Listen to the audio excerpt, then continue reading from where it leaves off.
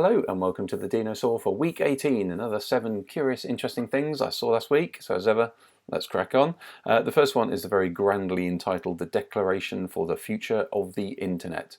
So this was a document published this week by the US, all EU countries and 32 other countries, notably not signed by Russia or China for various reasons, obviously. So this document really sets up what they call the reclaiming of the promise of the internet. So this is about affordability, about net neutrality, about how to remove illegal content without obviously cramping free expression, and lots of things like human rights, about the decentralized nature, and also making sure that the underpinnings of the internet remain essentially the same around the world. So we've heard recently about the splinternet, or the China potentially using a different protocol to the underpinnings of the internet. Of course, this will actually create essentially silos within the internet. So this document really is saying, look, whilst being vague enough really to be open to interpretation, saying this is what the spirit of the internet was supposed to be, and here are some guidelines for maintaining that.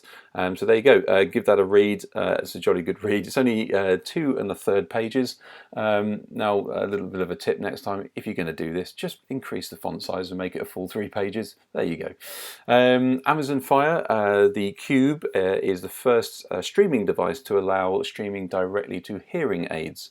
So you need a compatible hearing aid, of course, a Bluetooth hearing aid, for instance. But what it will allow you to do is directly connect to the hardware rather than going potentially through an app, etc., etc. So this is great. So this is using audio streaming for hearing aids. So there you go. But it also allows you to have access to the other Amazon abilities as well. So closed captions, etc., etc. So that is a great thing for accessibility, and we need more of that, please. In other news, so this is breakfast cereal innovation news. Tropicana have launched Crunch. This is the honey and almond cereal. It is a cereal that does away with milk, and now you can use orange juice instead. So there you go. Innovation does not always have to be technological. So this is available from the website, or it will be on the 4th of May, which is National Orange Juice Day in the US only. I assume there are other international versions, but there you go. Just thought it was really interesting. There's quite a lot of innovation going on in the food sector, and this is just one of them. If you want to get your hands on one of these, then I think you have to go to the website and kind of sign up and try and snag them there. So this is causing all sorts of ruckus on the internet trying to get your hands on one of these things. But there you go, Tropicana Crunch. The Kiss simulator, and I think this is a brilliant demo.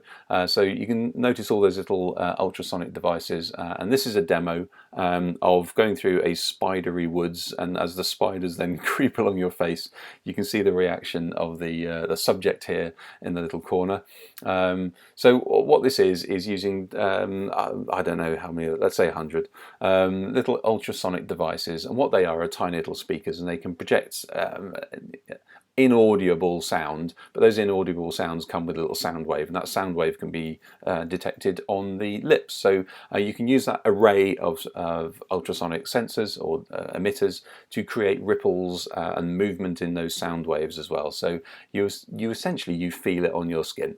It's not a new thing, but it's really interesting how it's been integrated into a virtual experience using this kind of baseball cap peak thing that you can put underneath your VR experience. So obviously, you know, the headline grabbing thing, it's a Kiss simulator, but really what it is it's something to sort of stimulate movement within the face. Now this could be used anywhere, on ears, obviously noses if you can get to them. Just thought it was interesting. There you go. But their demo, also they had lots of different demos of looking up at waterfalls and things like that. But the sensation of speed, potentially whilst you're in a driving game, you can actually have ripples of what feels like air going past your face. So I thought it was quite nice. The Kiss simulator. That's from Carnegie Mellon.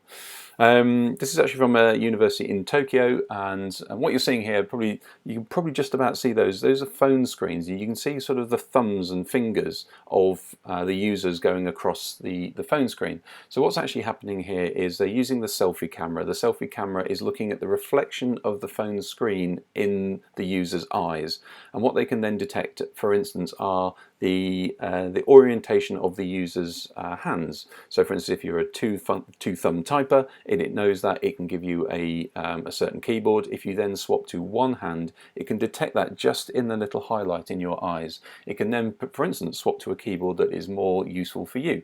So as you see, if you go back through this loop of video, so those little reflections are the little glint in somebody's eye.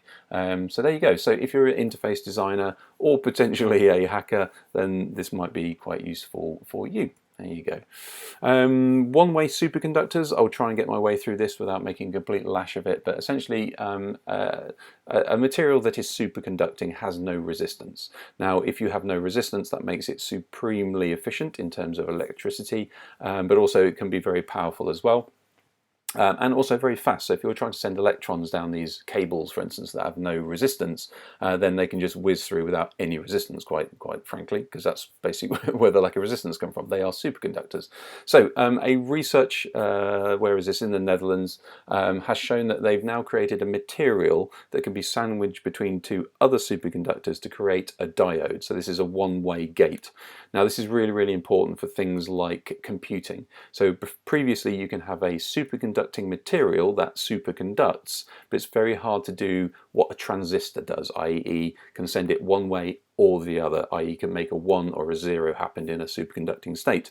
You can do this before, but you need external fields and electrical fields to sort of change the way that the actual material works. This is the first time an actual material without electronic fields can be used to send electrons one way or the other. So if we do create these what could be diodes or transistors, therefore using superconductors, then that opens up 100 times our processing power, and also super efficient as well. So that's really interesting. A little bit nerdy, but the Popular Science article on this is very, very gentle.